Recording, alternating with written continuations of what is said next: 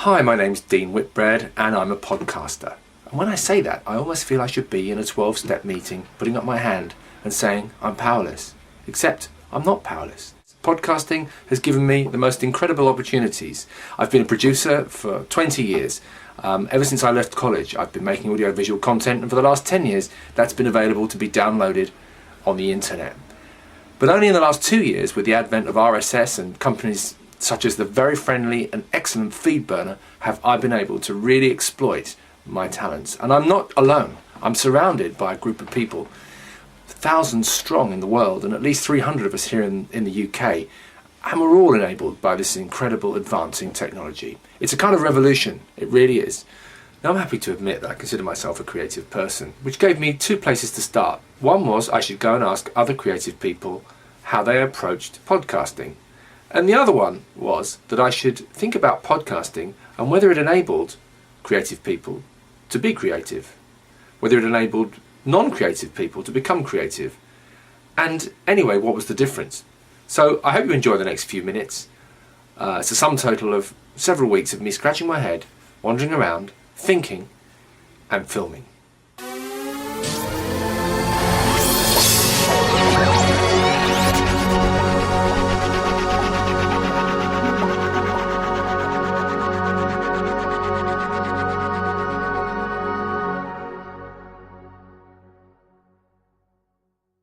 I'm really interested in podcasting. I think it's a really interesting thread of social media. And when Feedburner gave me the opportunity to make a podcast about creativity, the first thing I thought about was how enabled we all are by this new technology that's just arrived. In the future, said J.G. Ballard, we will all be living in our own TV studio. And I wonder what he meant by that. This is my TV studio.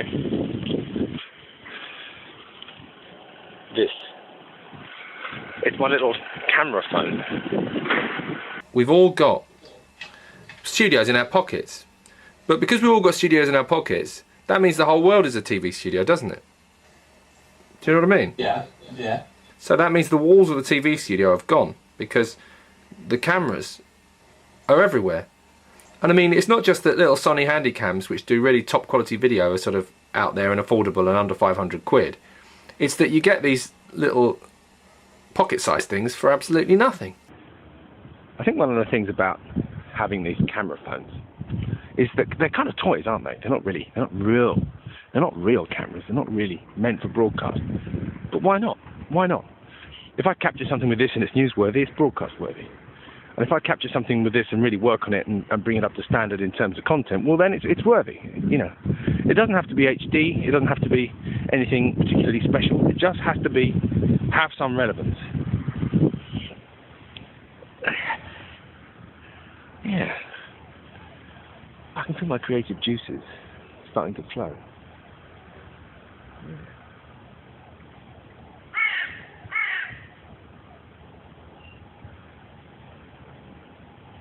I brought myself to this children's playground in order to think about creativity. It's occurred to me that for the first time in our history, if you're a creative person, the gap between being creative and getting your audience has just shrunk. It's tiny in terms of time and in terms of cost. So I make this with a camera that was given to me free. And I go home to my computer and I stick it on there and I edit it. It takes a couple of hours maximum, and the world has it, for good or bad. So normally a creative will have to wait a long time for the release schedule, for the publication date. That's gone. The gap has shrunk to practically zero. It's just like being a kid again. Just like playing. Surely that is only a good thing. What are you going to do? What is you going to do with this creativity? I'm going to turn people on to the fact that they're as creative as anybody else, and it's up to them to just take the label off and do whatever it is they want to do, and that just by dint of them doing it, that means they're automatically creative.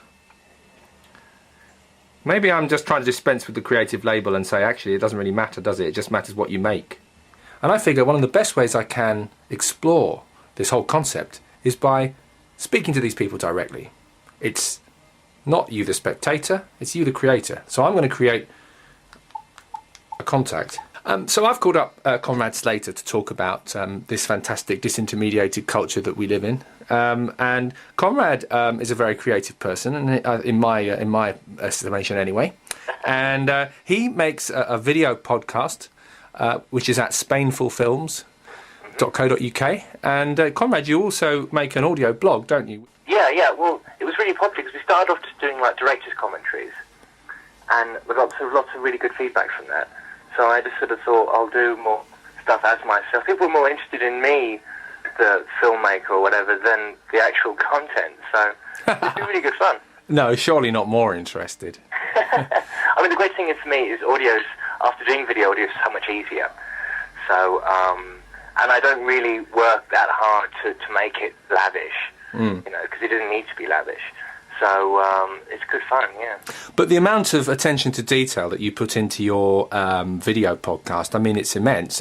It's a team effort, and you've everything's scripted, and you're all in costume, and they've got labyrinthine plots. I mean, what we're looking at here is a huge amount of work, isn't it? Yes, enormous. And I'm sort of on the eve of doing a third season. Yeah. And just looking at all the papers in front of me, it's like, I've got to start all over again, and it's really, but you just got to keep working, you just got to keep at it. So, what made you choose this route? What appealed to you first off to put your ideas into video and to make a podcast of that? Well, I'd been listening to podcasts for 6 months, and I'd been sort of developing an audio show, and I had a few ideas, but ultimately, you take the quickest route, and I think because I'd been doing films for a good few years, I actually found it easier and quicker to do video. So that was it was just an easy thing.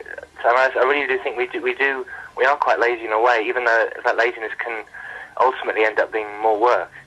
And how do you feel about the fact that when you release an episode, you pretty much straight away get feedback? Does that matter to you? Does that change what you do? Oh, that's vital. It's absolutely vital. And the great thing is as well, apart from being all over the world, they generally are just people. With film festivals, which is my normal stomping ground, right. Really the audience is made up of the filmmakers. So it's sort of like magic for magicians. Whereas often the people who watch the show are just sort of general people, other demographics. So you're making an interesting distinction here between the people who are just your normal passive audience and the active audience. Yes, there's that too. I think a general statistic of any audience is sort of 5% of those who write back or communicate in some way. And a lot of podcasts are very disappointed with that. They sort of see about 100 downloads and only 5 emails, and they think, well, where are these other 95 people? Why don't they say something? It's an interesting point, isn't it? Because, I mean, that's one of the reasons why this culture becomes richer. You write a blog post and it's quite good, but then you get comments on the blog post and it becomes very good because it's enlarged and made deeper by the response that you're going to get. Do you find that influences your writing? Oh, very much so. And I think this is the thing, the whole point of community is maybe one person will blog about one thing and then somebody else will reply or engage in some sort of discourse on their blog. And of course it can be very boringly referential. But the fact that not only is there comments, but there's also other blogs, and there's also other podcasts and other video podcasts, and of course the vlogging community is huge as well. Yeah. So all this new media is being created as part of this discourse. The audience is also a program makers. So when you put something out there, you're not just sending it out into a vacuum like you used to with the old paradigm, the one-to-many paradigm. Broadcasters, publishers, they'd sit in their little offices, in their studios, and they would send it out into the world, and maybe you'd get a few letters written back if it was good or particularly bad. But these days, because of blogging and podcasting and the joys of commenting and the ability to share media, you're almost guaranteed to get a response. If you put something on YouTube and it's a video, you'll get a video response. And I think this is going to become more and more normal. Roughly, where are your audience? I mean, they're out there, but you're enough of a technologically interested person to bother to look and see where your audience is. So where are they, in fact? Well, this is a great thing. I mean, it's a good opportunity to talk about how great Feedburner is. Yeah. Well, I mean, the great thing is, I mean, it's quite normal for new podcasters to be on the Feedburner stats page. So I think it's great that you can do that, and you can be seeing where they're coming from, where they are, and how many of them there are. We definitely understand the difference between high-tech and low-tech. If you look at the television now, less and less they make apologies for the low-tech inclusions. We're pretty literate. We can read the low-tech stuff. We know when images have come from a camera phone. We know when images have come from a handy cam. We know when when content's come from a broadcast. We can tell.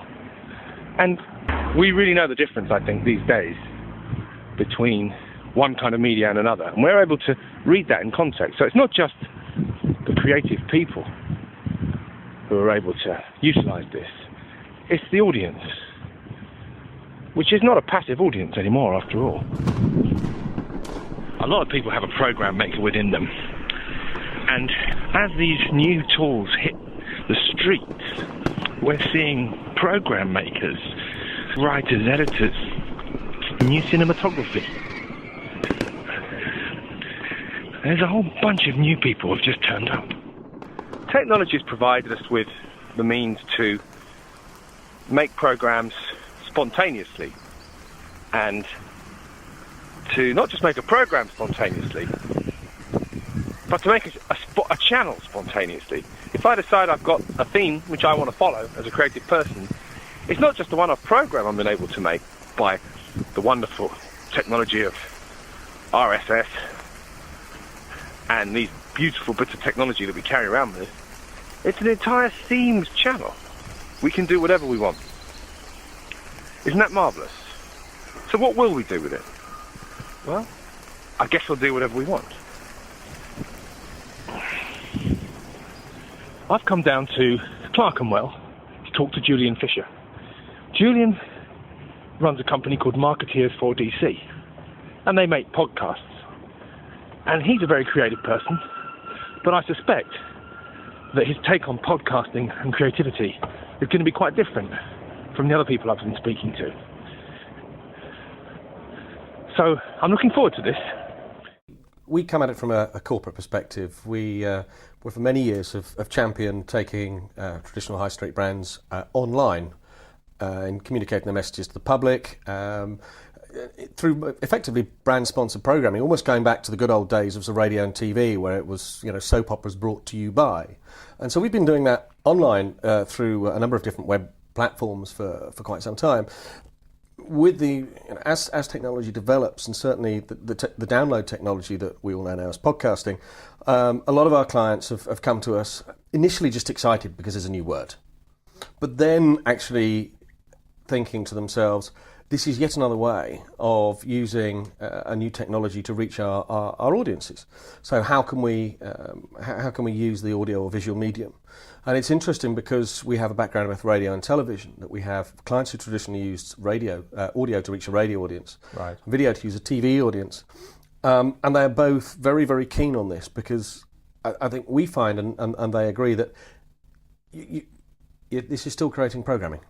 However the technology, you're creating interesting program for the end user. It's just that because of the way the technology works and because of the limitations of it, you're just making shorter, bite-sized chunks of programs. Absolutely, pocket-sized, in fact. It is exactly. It's exactly that. Now that started off obviously through a lot of the audio work we do with sort of 10 to 15 minute audio programs. Again, brought to you by a sponsor. We're always very up and open to this podcast, brought to you by. But the content's always got to be entertaining. It doesn't differ wherever you are on the planet. If the content isn't interesting, people won't consume it. So your clients come to you as much for a creative solution as they do for a technical solution? Absolutely, and especially now we've moved into the video side, because a lot of clients have wanted to reach an audience effectively making mini TV programs. So Right. we've said, okay, we'll treat this as a TV medium. So we are using full television. We've just finished a series, we're about to finish a second series, using a couple of TV presenters who are effectively making smaller 5 to 10 minute versions of what they make on standard television for 30 minutes. Right. And we find that by using broadcast standard quality recording equipment and editing equipment and making high spec quality programs, the end user is much more attracted to it. Again, assisted by the fact there's celebrity involvement, people they recognise off the telly. And so the kind of audience that we're getting, it's telly by another medium. I began this podcast by using my mobile phone to shoot with. And I went to my Handycam, and now we're sitting in a studio and we're using DigiBeta. And I thought that I do that just in order to demonstrate that Ballard's quote, and I'm afraid I am an unashamed Ballard reader, he said, in the future we'll all be living in a TV studio, in our own TV studios. And I figure we are in a TV studio. This is a real one, but actually, as long as people are walking around with pocket cameras that are passably good, and handy cams abound everywhere. Well, I think the advent of YouTube and MySpace, Absolutely. we are all living in a TV studio. Do you think that changes the way that you approach, what you do at all?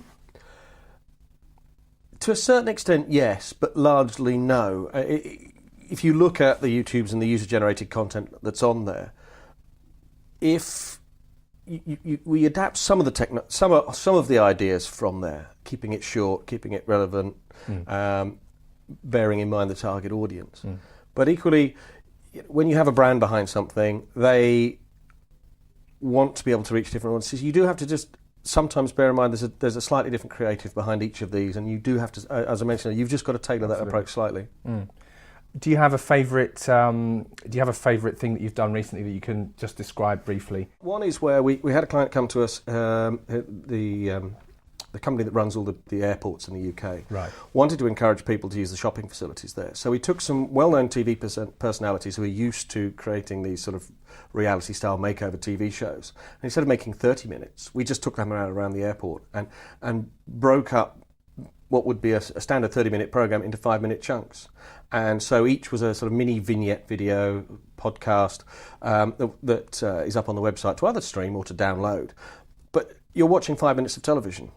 Well-known faces, high quality content. It's funny. I mean, the guys were involved in the scripting themselves and wanted to put their personality into it. And it just made for much more fun, engaging content than a standard, hello, I'm here to tell you about this particular product today. Yeah. And another one we've done where a DIY company approached us and said, we're offering people to download printed documents off the web, which they then wander off to their bathrooms now. And the conversation went along the lines of, well, with your mobile phone, your video iPod, why don't you download the video guide to doing this and take it to your bathroom or wherever you're doing the work? And if you've got a problem with what you're doing, stop, replay the iPod, okay, I do it like that. And so it's a number of simple DIY tasks, again, using a well-known DIY presenter off the television, but again, just breaking the whole process down into 5-minute chunks of videos. So, okay, today you're doing tiling, today you're doing plumbing, whatever it is. And it's just taking what they've, for years, they've handed out in shops on paper. Yes. Well, now, they've finally got around to downloading the PDF. Yes. Now you download the video and take it with you. That's very interesting. I mean, one of the obvious and probably underutilised applications for podcasting is educational stroke training. There are a lot of sites out there offering, our particular offering is called howto.tv, but Right. there are many, many sites out there, a lot of American sites, that are offering these kind of instructional videos. Some of them are absolutely hilarious. They're Yes. really, really funny. Yeah. And I think humour is absolutely the key to all this. In each of those series that I just mentioned, we have a lot of fun.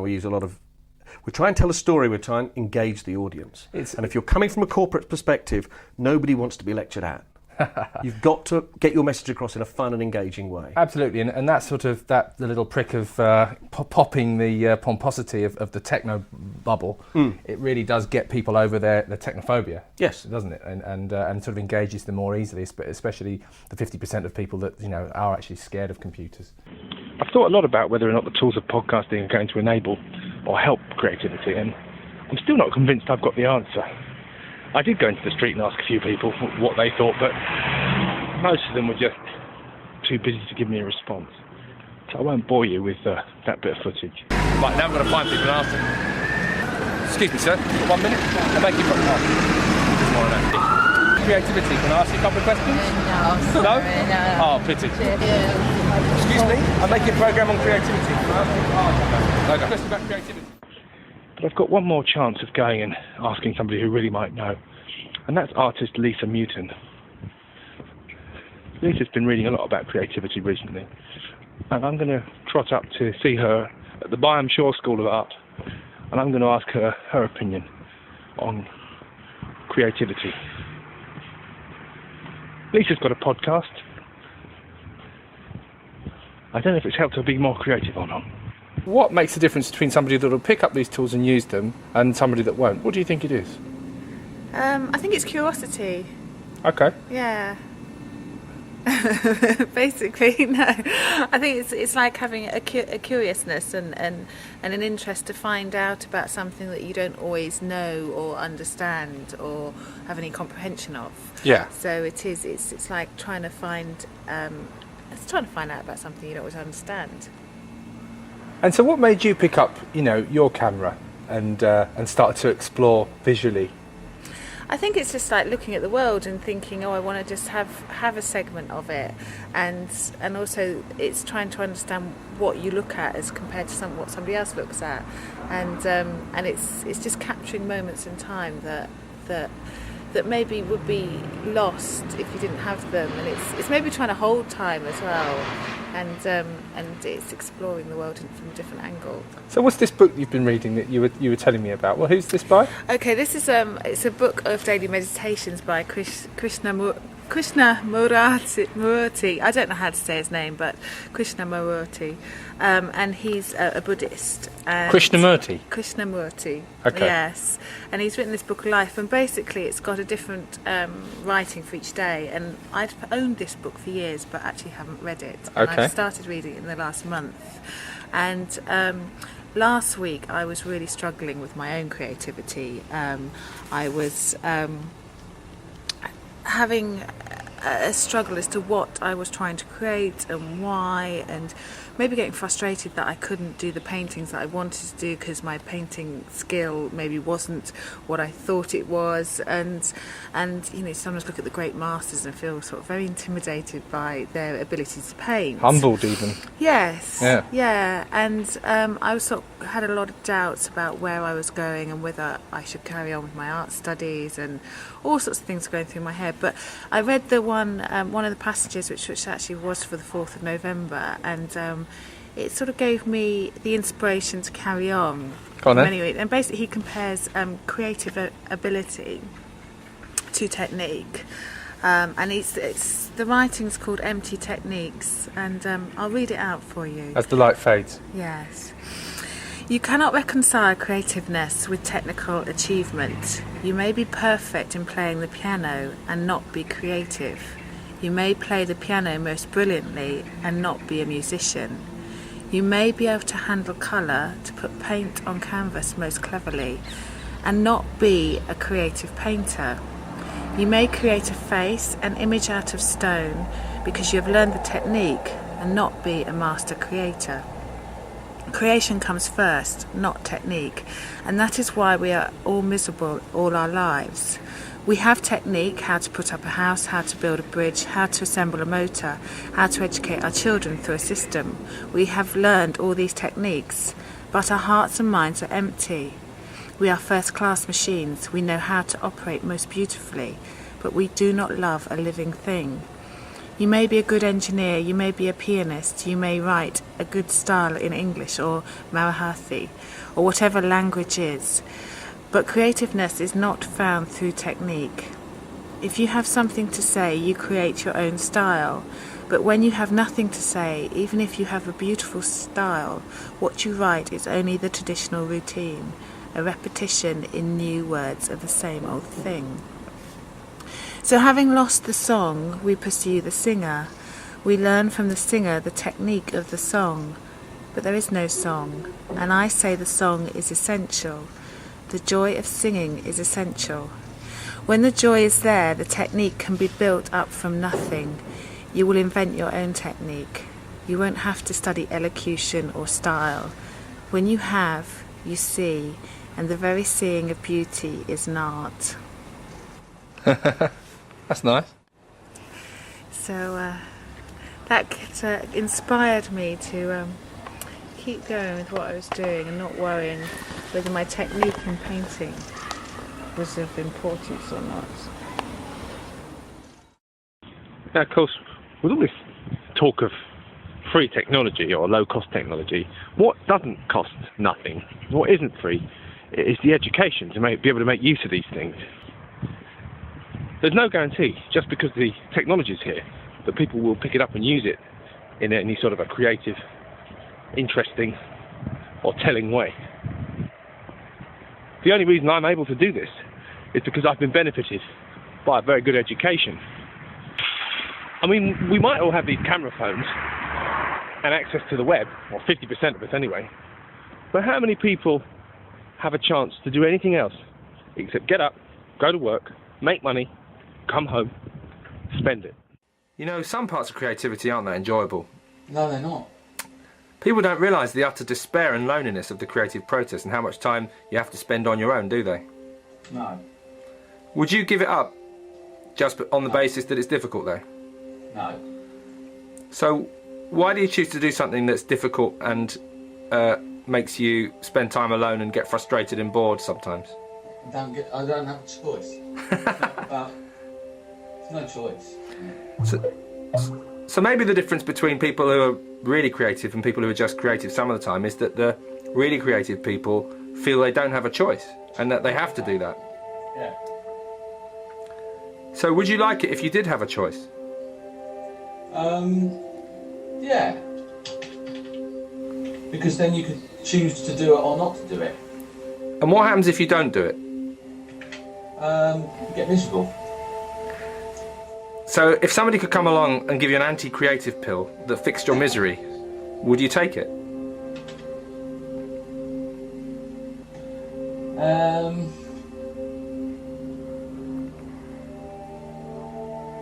No.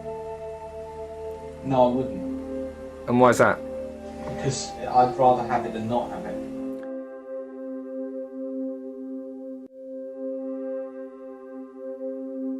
Well, I hope you enjoyed watching this podcast. I certainly enjoyed making it. And what have I learned as a result of foraging around and asking people about creativity? Well, I've learned a few things.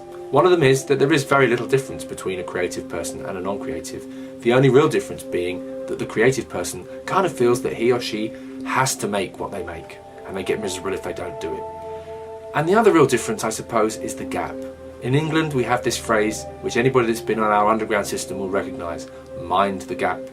But the gap I'm talking about here is the gap between my idea and you're receiving that idea, between my creative spark and you getting the end result, because it's become incredibly, infinitesimally tiny, and so much smaller than ever it was, so that really there's just no difference between me now having the idea and you getting the idea, which is kind of marvellous really, isn't it? Thank you for listening, and goodbye.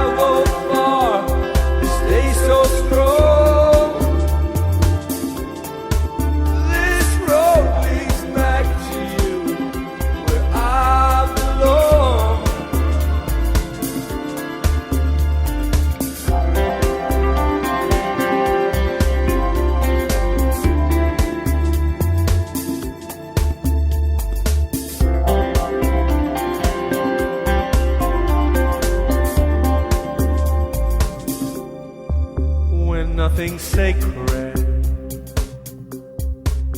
and nothing certain.